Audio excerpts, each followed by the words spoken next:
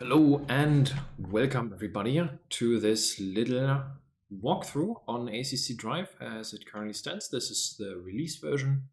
We've had the fortunate event of releasing it this Sunday, the 3rd of April, and I'd like to walk you through a little tour on what we currently have to offer so that you have a better idea of what you're getting yourself into.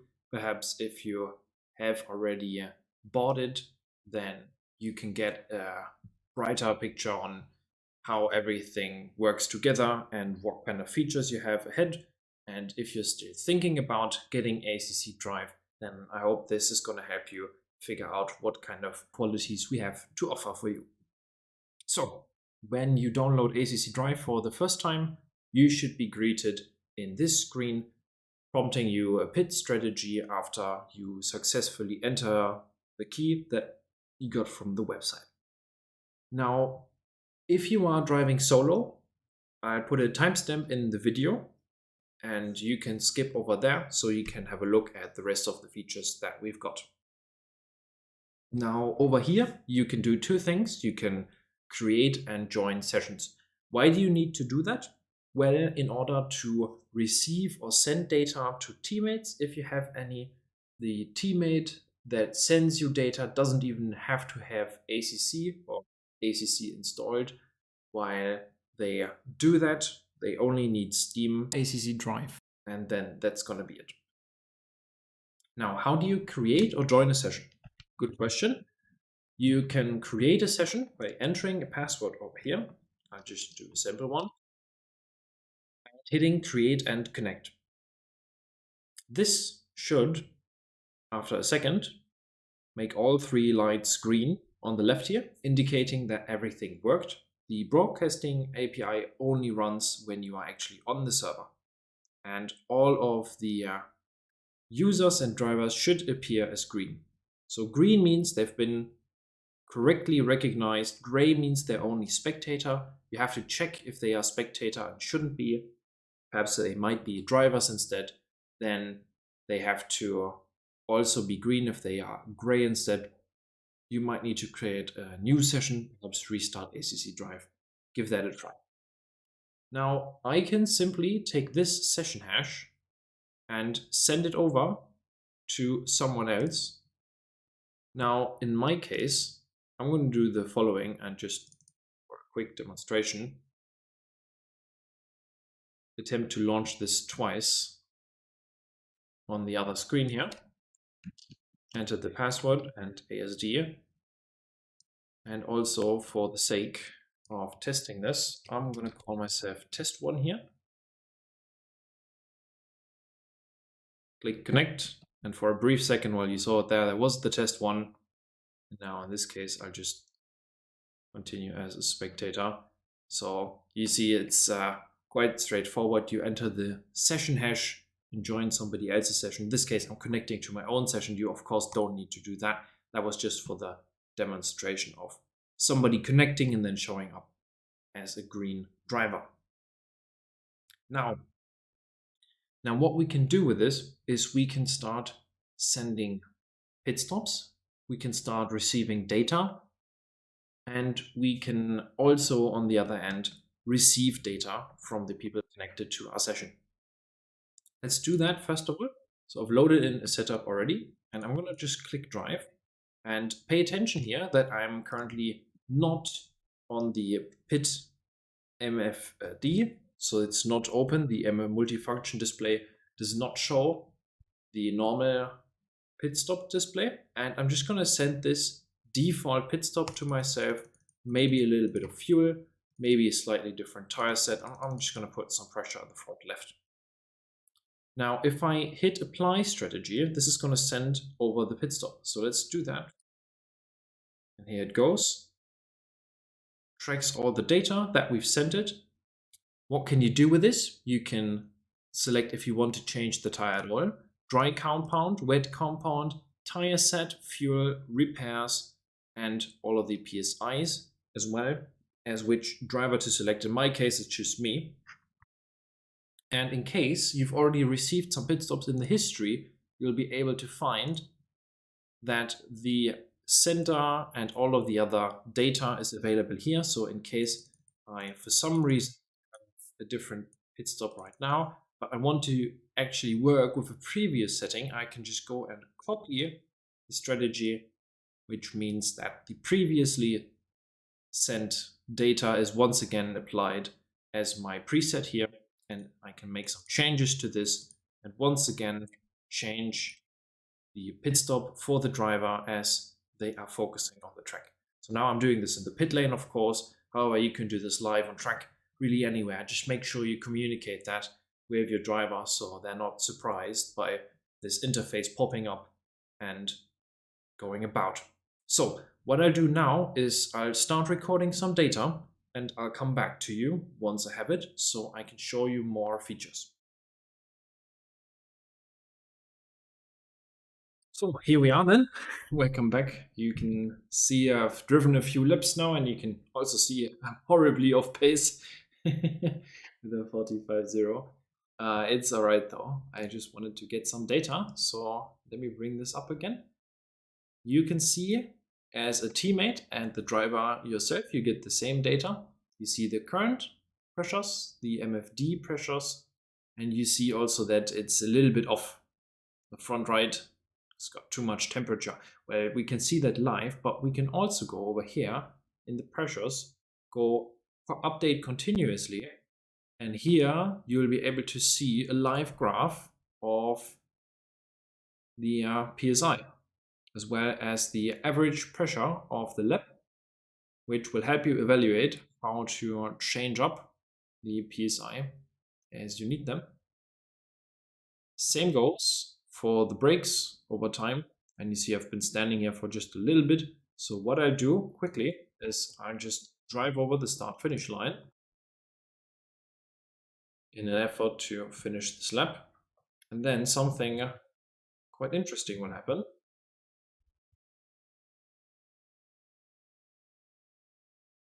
So now if I head on over and click for a different lap, for example, lap 3 here, the previous one I see it's a little bit more even because I kept on driving actively. So you see some ups and downs, but you see overall the tires, they're not quite where they're supposed to be, around this 27.6. So we've got to bring those down, bring this up a little bit so it's all a little bit closer. And here, just session and lap, you can also save this and you can also get the values from up here.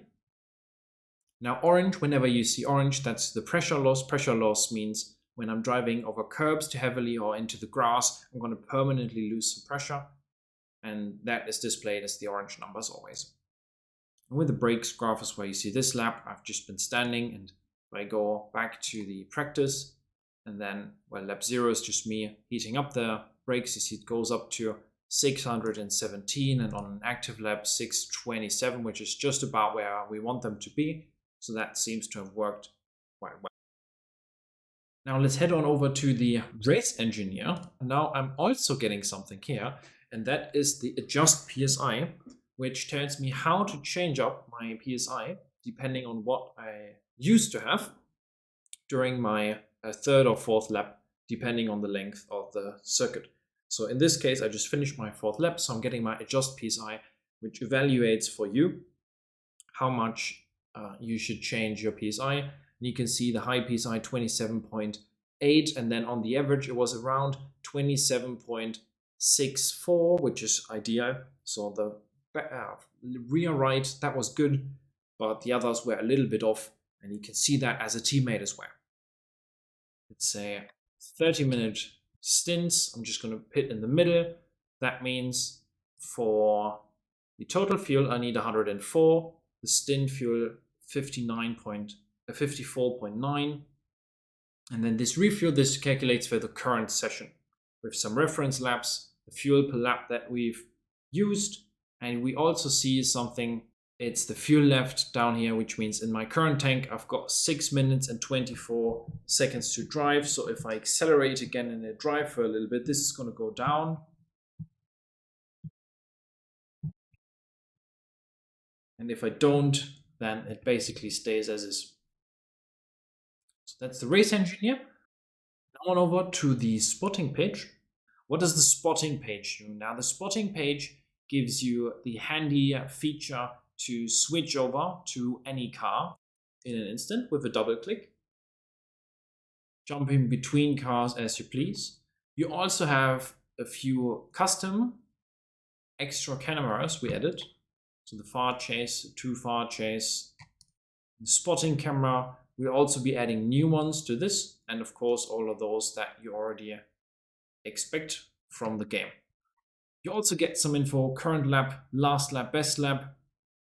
You have pit stops, the amount of them, the pit time. In this practice session, it doesn't make too much sense that I have such a large driving and then standing time, but normally this is a little bit easier to read. You've got the name.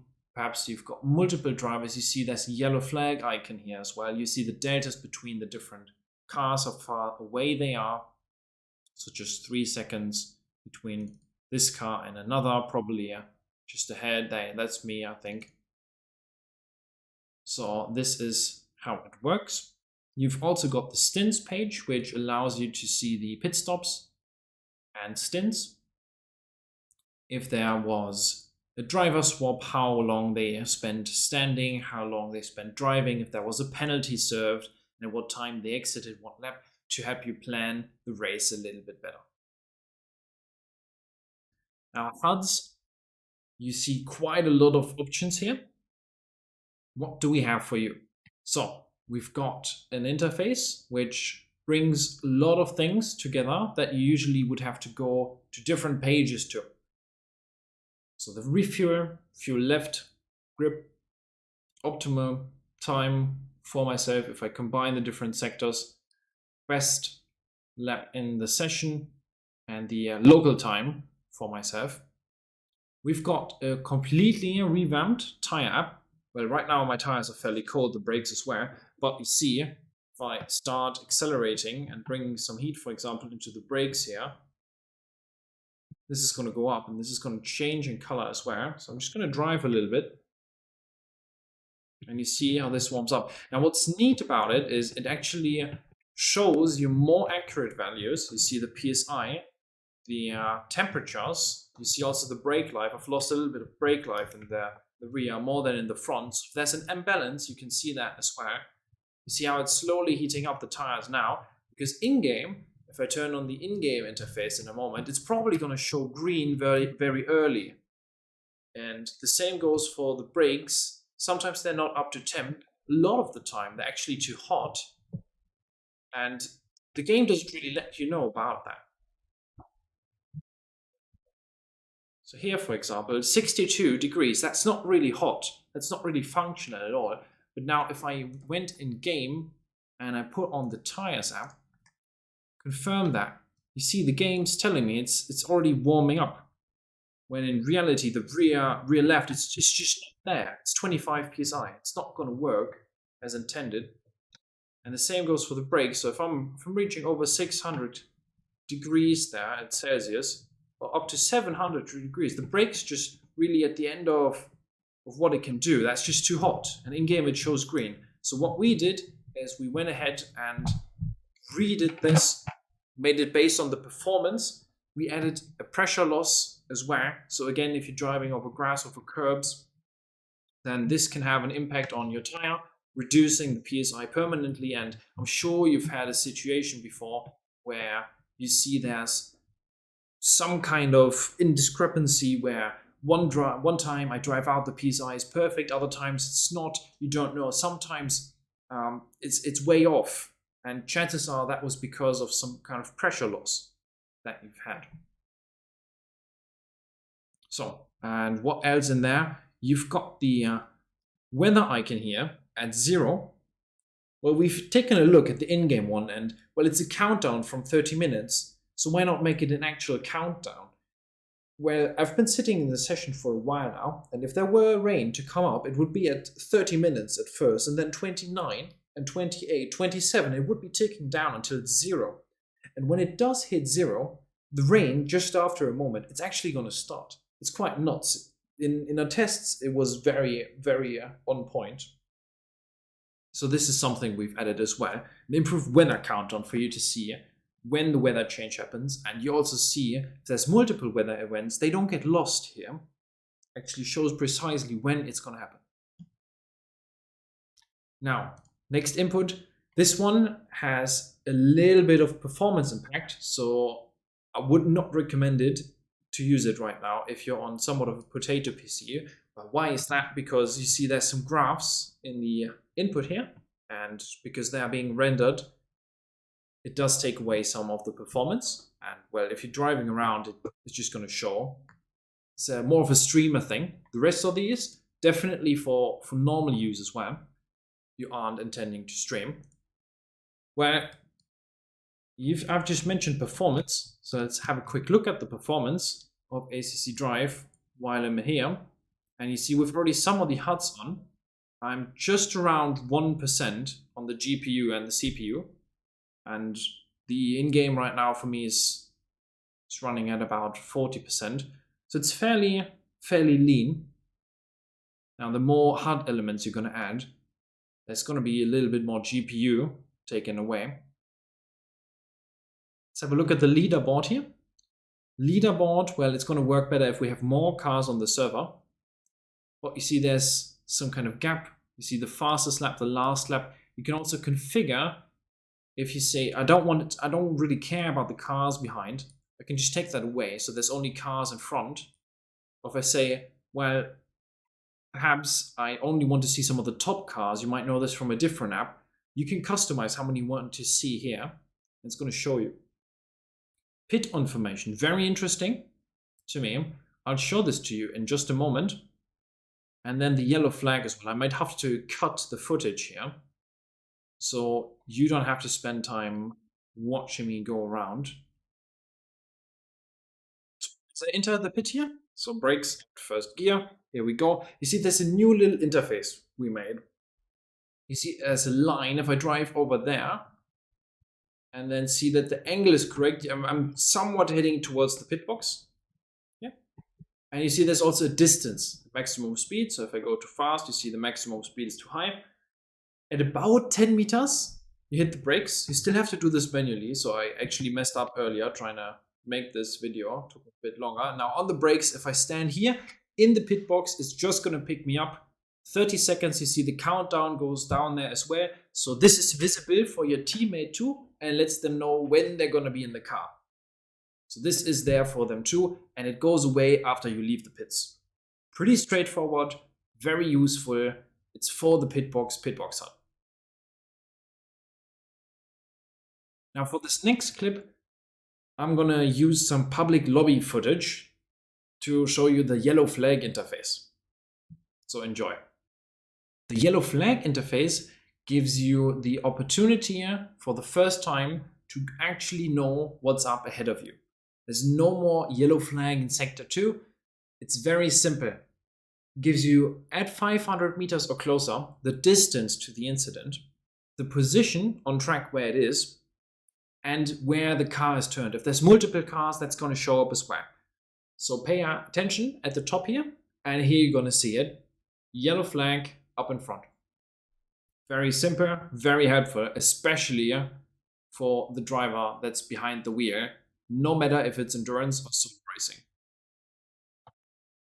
Now, what else might you find in this HUD page? You see you can set the time multiplier. We try to do that automatically, see how fast the session is moving. If you need, you can also show HUDs which otherwise wouldn't be visible with the always visible interface.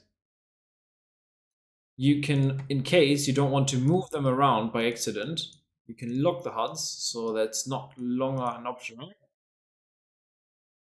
You can also create a solid background.